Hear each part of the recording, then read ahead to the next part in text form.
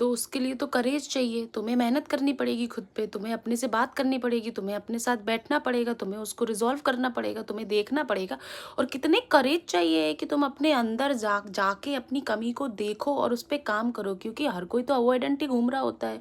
किसको किसको इतनी पड़ी है, किसको अपने ऊपर काम करने की मेहनत है। सब तो कहीं ना कहीं अपने आप को बस इंगेज किए हुए हैं और खुद के अंदर देखने का किसी में जज्बा हिम्मत नहीं है। बहुत ज़्यादा करेज लगती, बहुत ज़्यादा टाइम टेकन थिंग होती है। और मुझे लगता है कि लोग तो मर के चले भी जाते हैं और खुद पे कभी काम नहीं करते हैं, ठीक है। पर वही है कि मैं खुद पे काम कर रही हूँ, मैं अपनी डीपेस्ट प्रॉब्लम देखी, क्योंकि because I know that I am the black sheep of the family. मुझे ऐसे छोटे से ही बोला गया है और बिल्कुल ही इग्नोरेंट में रहा है। मैं तो अगर कहीं बाहर खाना खाने जाते होते तो वो खाना वहाँ सबके संग सर्कुलेट हो जाता था और मुझे लोग ऑफर करना ही भूल जाते थे कि कुछ अगर एक डिश आई है वो वहीं वहीं और यहाँ पे सब लोग खा लेंगे और जूही को पूछेंगे ही नहीं। That's my nick name.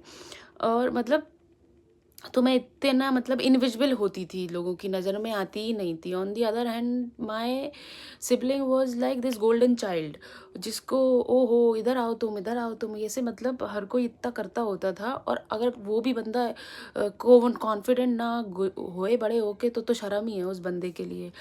On the black on the other hand black sheep को छोटे से ही इतना सब कुछ झेलना पड़ता है कि उसमें रेजिस्टेंस आ जाती है। आज की डेट में मैं अपनी फैमिली में से किसी से भी बात नहीं कर रही हूँ। I don't have a single friend.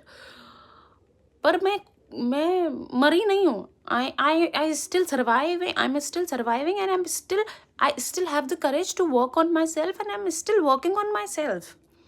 क्योंकि मैंने रियलाइज़ कर लिया है कि आप ही आपके साथ हो और तो ये सब कुछ भी नहीं है। और ये जजमेंट तुम्हारा क्लाउड होता रहता है अगर तुम अपनी फैमिली की बातें या उनके इमोशनल टॉर्चर में फंसते रहते हो। इसीलिए मैं उनसे किसी से हेट नहीं करती हूँ। मैं अपने फैमिली से अगर टच में नहीं हूँ तो not because I hate any of them, I do not hate any बडी।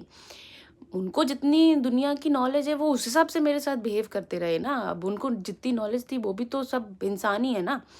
तो मैं हेट किसी से नहीं करती, मैंने उनसे डिस्टेंस बनाई है क्योंकि वो मेरा जजमेंट क्लाउड कर देते थे। मुझे ऐसा फील करा देते थे शायद मैं गलत सोच रही हूँ, जो कि मुझे बिल्कुल सबकी अपनी अपनी जर्नी है यार लाइफ की। अगर मैं उनके हिसाब से जीने लगूंगी तो मेरी यूनिकनेस खत्म, और उनको मेरी यूनिकनेस समझ नहीं है।